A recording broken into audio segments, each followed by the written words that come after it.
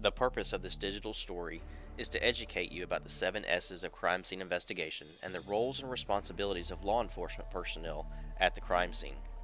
The 7 S's of crime scene investigation are secure the scene, separate the witnesses, scan the scene, see the scene, sketch the scene, search for evidence, and secure the collected evidence.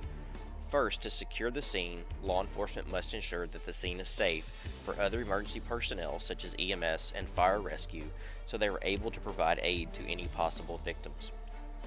This also includes searching for and detaining any possible suspects that may still be at the scene. Securing the scene is a vital step in the investigation. The safety and welfare of others is at stake here, along with the possible contamination of evidence by allowing unauthorized individuals into the scene. Separating witnesses should be the second step in crime scene investigation, and by doing so prevents the witnesses from conversing about what they have seen. If witnesses are allowed to talk to each other, their statements and memories could be false, leading to issues when the case goes to trial. Third, scanning the scene is the time when the officers on scene are attempting to locate all possible secondary crime scenes that are related to the primary scene.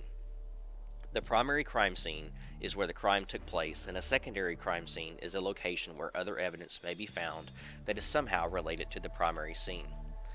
Fourth, seeing the scene is the opportunity for law enforcement to begin the documentation of the crime scene through photographs. Photos should be taken from different perspectives and with wide angle and zoom lenses. Photographs should also be taken with and without a ruler to show scale and with permanent objects for reference points for referring back to them in the future. Fifth, sketching the scene is the next step in documenting the crime scene. The cardinal direction of north should be listed, and objects need to be measured from 2 immovable landmarks. If indoors, include features of the building such as doors and windows. Outdoor scenes should include trees, vehicles, shrubs, etc. Sixth, searching for evidence takes place only after the crime scene has been properly documented through photographs, measurements, and sketches. Searching is accomplished in a systematic manner using one of the 4 accepted search patterns, which are grid, quadrant, linear, and spiral. The most commonly used are grid and quadrant. Finally, securing the collected evidence is the last step for the first responding police officers and detectives that may be called to the crime scene. Evidence must properly be packaged and labeled. It must contain a description of what the item is, who collected it, the time, the date, and location the item was collected. Evidence that contains biological matter must be temporarily packaged in paper bags or cardboard boxes to allow the evidence to breathe and will be hung dried once it reaches the evidence room. Plastic bags for wet evidence will cause mold and mildew. Once the evidence has been collected and packaged properly, the officer must seal the evidence to prevent tampering. This is accomplished by the officer affixing their signature with the date and time across the evidence tape on the seal. The evidence will now be stored in the evidence room by the evidence custodian and or sent off to the crime lab for testing purposes.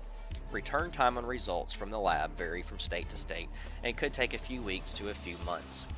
In this story, we discussed the 7 S's of crime scene investigation, which are secure the scene, separate the witnesses, scan the scene, see the scene, sketch the scene, search for evidence, and secure the collected evidence. By following the 7 S's, officers ensure that their investigation is conducted properly and accurately, helping to gain a conviction in court of those accused of the crime.